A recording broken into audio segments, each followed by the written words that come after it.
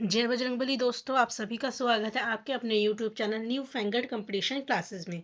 दोस्तों, आज हम टॉपिक करने जा रहे हैं theories on gender and education. और ये हमारा जो टॉपिक है ये हमारे बीएड का एक सब्जेक्ट है, जेंडर स्कूल एंड सोसाइटी, उसका ये टॉपिक है। दोस्तों, ये बहुत ही इंपॉर्टेंट टॉपिक है। इस पे से आपका 1 नंबर का, 2 नंबर का, 4 नंबर का क्वेश्चन हमेशा लगता ही लगता है, इसलिए वीडियो को एंड तक ज़रूर देखिएगा। तो आइए बच्चों, स्टार्ट करते हैं।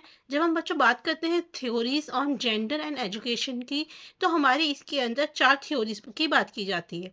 इसलिए इसका कभी कभी क्या होता है कि इस नाम से भी पूछ लिया जाता है, 4 feminist approaches to educational intervention. ठीक है, फेमिनिस्ट का मतलब क्या होता है? इक्वेलिटी। जब हम इक्वेलिटी की बात करते हैं, ठीक है, यही बात हमने इनमें कही है, यही बात हमें इनमें कही है। तो जब एग्जामिनर को पेपर को टफ बनाना होता है, तो वो हमारे को बोलता है कि 4 फेमिनिस्ट अप्रोचेस बताइए। और अगर इजी बनाना होता है तो वो बोलता है कि हमारी जो जेंडर एंड एजुकेशन की जो थ्योरीज हैं उन्हें बताइए। ठीक है, आइए चलिए स्टार्ट करते हैं। तो जब हम बात करते हैं theories on gender and education की, तो उसमें हमारी 4 थ्योरीज आती हैं।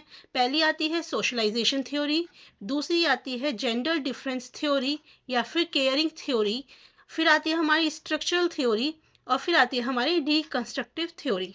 हमारी जो सोशलाइजेशन थ्योरी है वो बच्चों हमारी स्टार्ट हुई थी 1970 से, और ये बिगिनिंग ऑफ 1980s यानी कि 1980s की शुरुआत तक ये हमारी रही थी।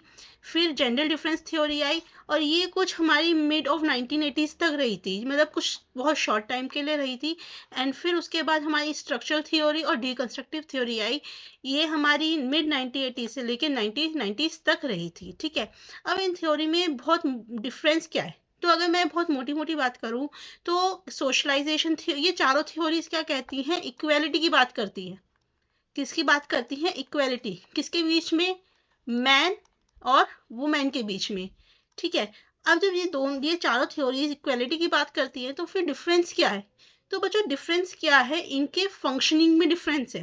ये किस तरीके से इक्वेलिटी लाना चाहती हैं उसमें डिफरेंस है।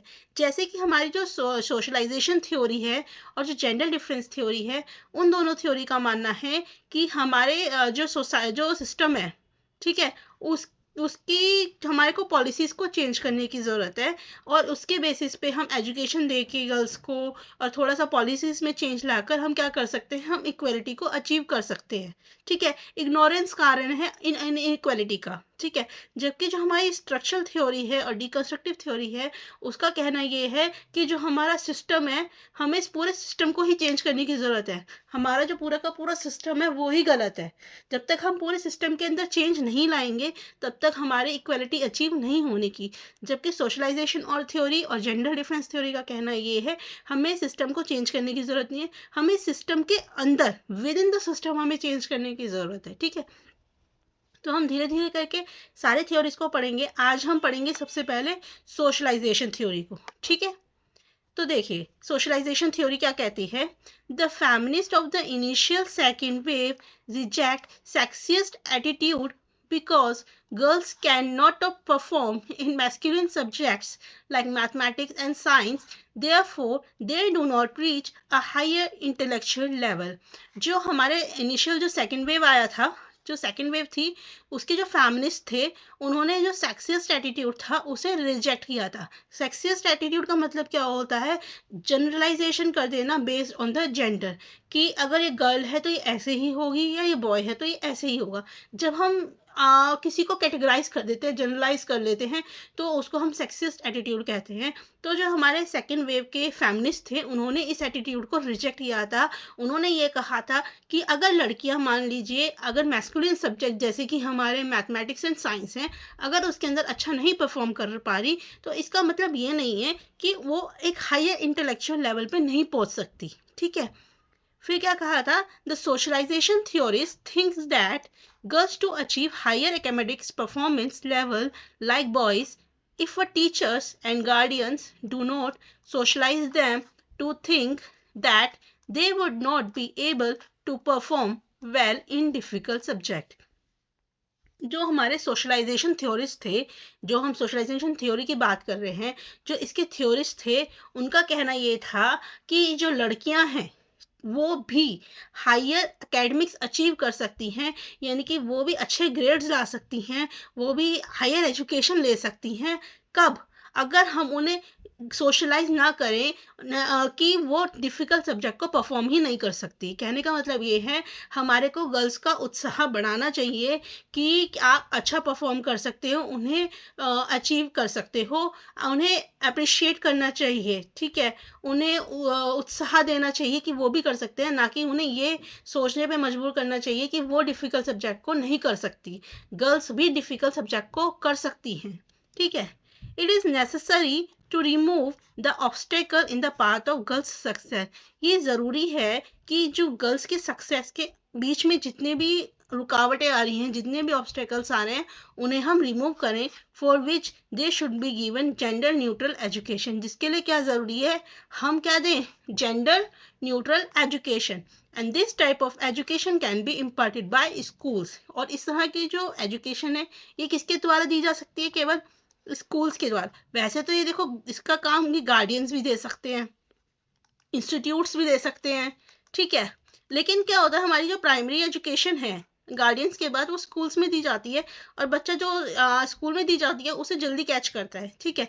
अब ये जेंडर न्यूट्रल एजुकेशन की हम बात करते हैं, तो इसका क्या मतलब है? इसका मतलब ये है, आपने बच्चा देखा होगा 5th 6th की जो बुक्स हैं, तो उसमें ईवीएस वगैरह की बुक्स में दिखाया गया है कि गर्ल्स कुकिंग कर रही हैं, लेडीज़ कुकिंग कर रही हैं, जेंट्स जो हैं बाहर कमाने के लिए जा रहे हैं। तो इससे क्या होता है कि बच्चे के दिमाग में ना एक इमेज बन जाती है कि हाँ, ladies are for cooking and gents are for earning. तो हमारे को ऐसी जेंडर न्यूट्रल एजुकेशन नहीं, हमें क्या करना है, जेंडर न्यूट्रल एजुकेशन देनी है। ऐसी एजुकेशन नहीं देनी जो हमारे जो जेंडर के बीच में बायसनेस क्रिएट करे कि ये वर्क जेंडर के लिए फीमेल के है, ये मेल के लिए। हमें जेंडर न्यूट्रल एजुकेशन देनी है, ठीक है। और हम क्या कर सकते हैं, some compensatory programmes can be held. हम कुछ कंपनसेटरी प्रोग्राम्स भी हेल्ड कर सकते हैं, जिसमें हम क्या करें, सोशलाइजेशन को एंकरेज करें और वुमेन रोल मॉडल्स को इनवाइट कर सकते हैं। और क्या कर सकते हैं, पहला काम क्या करा हमने कि जेंडर न्यूट्रल एजुकेशन दी। दूसरा काम क्या करा कि हम कुछ वुमेन रोल मॉडल्स, यानी कि जो हमारी वुमेन्स हैं, जिन्होंने अपनी लाइफ में बहुत कुछ अच्छा कर रखा हो, कुछ अचीव कर रखा हो, हम उन्हें इनवाइट कर सकते हैं हमारे स्कूल में। जिससे क्या करें, वो हमारी जो गर्ल्स हैं उनको एनकरेज करें कि वो भी लाइफ में बहुत कुछ कर सकती हैं। और क्या कर सकते हैं, हम science and mathematics workshop held कर सकते हैं गर्ल्स के लिए। हम गर्ल्स का इंटरेस्ट बढ़ाने के लिए साइंस और मैथमेटिक्स में, उनके लिए हम क्या कर सकते हैं, वर्कशॉप कंडक्ट कर सकते हैं। तो बच्चों, हम ये सब जो काम है, gender neutral education, role models, workshop, ये हम किस लिए कर रहे हैं, सो दैट जो गर्ल्स अपने आप को बहुत कम मानती हैं, जो मानती हैं कि हम नहीं कर सकते, वो भी इस सब चीज़ों को कर सकें, उनके अंदर भी एंकरेजमेंट आए, वो भी जो लेवल है बॉयज़ का वो अचीव कर सके, ठीक है। So this is socialization theory. Socialization theorists also pay attention to the pedagogical intervention to for the sake of girls. They claim that if the girls have to progress, teachers, guardians, and administrators should treat girls with a par. वही अभी जो हमने बताया कि socialisation theories का मानना क्या है बच्चों, कि अगर गर्ल्स को प्रोग्रेस करनी है अपनी लाइफ में, तो जो हमारे टीचर्स हैं या गार्डियंस हैं या एडमिनिस्ट्रेटर्स हैं, उनको क्या ज़रूरत है कि गर्ल्स को भी वैसे ही ट्रीट करें जैसे कि बॉयज़ को। गर्ल्स को वीक ना समझें और बॉयज़ की तरह ही ट्रीट करें। Myra Sadker, Roberta Hall, Bernice Sadler, and others claim that womanhood is not a natural state. हमारे ये कुछ थे थ्योरिस्ट जिनका कहना ये था कि जो वुमेनहुड है, ठीक है, वो कोई नेचुरल स्टेट नहीं है, रैदर वो क्या है, it is the consequences of inferior education imparted to women. ये कोई वुमेनहुड जो है ना, ये नेचुरल नहीं है, ये मतलब शुरू से ऐसा नहीं है, बल्कि ये किसकी वजह से हुआ है, क्योंकि एजुकेशन, जो वुमेन्स हैं हमारी सोसाइटी की, उनको प्रॉपर एजुकेशन नहीं दी गई है, कम एजुकेशन दी गई है, जिसकी वजह से जो उनका जो वुमेनहुड है वो क्या हो गया, बहुत इन्फीरियर हो गया। Girls are made to feel inferior when they try to speak. Girls को कैसे इन्फीरियर फील कराया जाता है, जब भी वो कुछ बोलने की कोशिश करती हैं, उनको बोलने से रोका जाता है। अगर अगर कोई मान लो गर्ल कुछ कह रही है तो आपने देखा होगा कि ज़्यादातर वो प्रोबेबली, पॉसिबली, परहैप्स इससे एंड करती है अपने, वो उस कॉन्फिडेंस से बोल ही नहीं पाती जिस तरीके से बॉयज़ बोल पाते हैं। तो इसका कारण क्या है?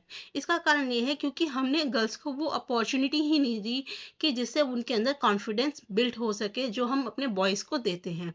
ठीक है? अगर हमारे गार्डियंस है वो सेम चैलेंजिंग क्वेश्चन गर्ल्स को दें जो वो बॉयज़ को देते हैं, तो जो गर्ल्स के अंदर की जो हेजिटेशन है ना, वो क्या हो सकती है, ओवरकम हो सकती है या फिर वो ख़त्म हो सकती है। और वो भी बहुत कॉन्फिडेंस के साथ अपनी राय दे सकती हैं, बहुत कॉन्फिडेंस के साथ वो बोल सकती हैं, बहुत कॉन्फिडेंस के साथ वो अपनी लाइफ में बहुत कुछ अचीव कर सकती हैं।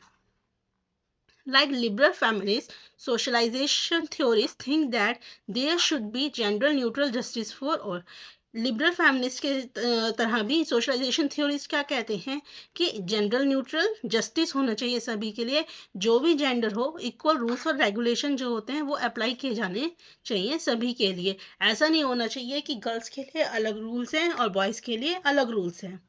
ठीक है, तो अभी तक जो हमने सोशलाइजेशन थ्योरी पढ़ी, ठीक है, उसमें हमने किन किन इश्यूज को रेज किया, यहाँ पे उसकी एक छोटी सी समरी है। पहला हमने क्या कहा हमारी सोशलाइजेशन थ्योरी के अंदर, it does not think it to right to have natural inclination in some activities towards girl, and destroy the assumption that if the girls are not taking interest in mathematics, science and games, it does not mean that there is no need to impart them education of this kind. पहला हमने क्या समझा कि अगर girls का किसी चीज की तरफ इंक्लिनेशन है और किसी चीज़ की तरफ इंक्लिनेशन नहीं है, वो अगर मैथ्स में, साइंस में, गेम्स में इंटरेस्ट नहीं ले रही, तो इसका मतलब ये नहीं है कि हमारे को उस तरह की एजुकेशन उन्हें देने की ज़रूरत भी नहीं है। उन्हें वो एजुकेशन दीजिए, अगर उनका इंटरेस्ट भी नहीं है तो वो एजुकेशन दीजिए। उसके लिए आप वर्कशॉप लगाइए मैथ्स की, साइंस की, आप रोल मॉडल्स बुलाइए, तभी हम क्या कर सकते हैं, हमारी सोसाइटी के अंदर इक्वालिटी अचीव कर सकते हैं। दूसरा क्या कहती है सोशलाइजेशन थ्योरी, सोशलाइजेशन थ्योरीज का कहना ये है कि inequality in facilities provided to boys and girls in schools and other institution. और उन्होंने कौन सा इशू रेस किया कि हमारे जो स्कूल्स और इंस्टीट्यूट्स हैं वहाँ पे जो फैसिलिटीज़ दी जाती है गर्ल्स और बॉयज़ को, उसके अंदर भी इनइक्वालिटीज़ है। फॉर एग्जांपल बॉयज़ के पास ज़्यादा ऑप्शंस होते हैं और फाइनेंशियल फैसिलिटीज़ होती है गेम्स में एज़ कम्पेयर टू गर्ल्स। और क्या ऑप्शंस होते हैं बच्चों, आपने देखा होगा बच्चों जो सब्जेक्ट्स चॉइस होती है, गर्ल्स को ज़्यादातर होम साइंस दे दी जाती है, आर्ट्स दे दी जाती है, लेकिन जो बॉयज़ होते हैं उनके पास मल्टीपल ऑप्शंस होते हैं उनके करियर को अचीव करने के लिए। तो ये भी गलत है, हमारे को दोनों को ही इक्वल ऑप्शंस देने चाहिए सब्जेक्ट चूज करने के लिए, इक्वल ऑप्शंस देने चाहिए, फाइनेंशियल फैसिलिटीज देनी चाहिए गेम्स के लिए, तभी हम अपनी सोसाइटी के अंदर क्या ला सकते हैं, इक्वालिटी ला सकते हैं। और थर्ड इशू क्या रेस करा था कि there are several types of institutional bias. कहीं कहीं पे ना बच्चों इंस्टीट्यूशनल बायसनेस भी देखी गई है। कैसे कि गर्ल्स को स्कूल नहीं जाने दिया जाता, या उनको एडमिशन नहीं दिया जाता, या फिर उनको एक अच्छा करिकुलम नहीं दिया जाता। तो ये भी गलत है, हमारे को कोशिश करनी चाहिए कि मैक्सिमम से मैक्सिमम गर्ल्स स्कूल तक जा सकें, उनको आसानी से एडमिशन मिल सके, रोल मॉडल्स आ सके, ठीक है, एनरोलमेंट कर सकें। कुछ कुछ फैमिली रिस्पॉन्सिबिलिटी की वजह से या फिर पॉवर्टी की वजह से क्या होता है, गर्ल्स स्कूल नहीं जा पाती। तो सोशलाइजेशन थ्योरी ने कहा कि ये कुछ रीजंस हैं, ये कुछ इश्यूज हैं जिसकी वजह से क्या होता है कि हमारी जो गर्ल्स हैं वो हमारे को इक्वलिटी नहीं ला पाती गर्ल्स और बॉयज़ के बीच में। अगर हम उन्हें एक अच्छी एजुकेशन देंगे गर्ल्स को, जैसी एजुकेशन हम बॉयज़ को प्रोवाइड करते हैं, तो उससे उनका भी एक सोशल लेवल अच्छा होगा, इंटेलेक्चुअल लेवल अच्छा होगा, और वो भी वही अचीव कर सकती हैं जो कि हमारे बॉयज़ अचीव कर सकते हैं। इसलिए इसका नाम क्या है, सोशलाइजेशन थ्योरी। हमारे को भी गर्ल्स को वैसे ही सोशलाइज करने की ज़रूरत है जैसे कि हम अपने बॉयज़ को करते हैं। ठीक है, तो सोशलाइजेशन थ्योरी किस पे जोर देती है, जेंडर न्यूट्रल नॉर्म्स। किस पे, जेंडर न्यूट्रल नॉर्म्स, यानी कि दोनों के लिए बराबर नॉर्म्स, रूल्स, रेगुलेशन, एजुकेशन होनी चाहिए। थैंक यू दोस्तों, अगर आपको वीडियो अच्छी लगे तो अपने दोस्तों के साथ ज़रूर शेयर कीजिएगा। अगली वीडियो में हम मिलेंगे अगले टॉपिक के साथ, जेंडर डिफरेंस थ्योरी। ठीक है, बाय फ्रेंड्स।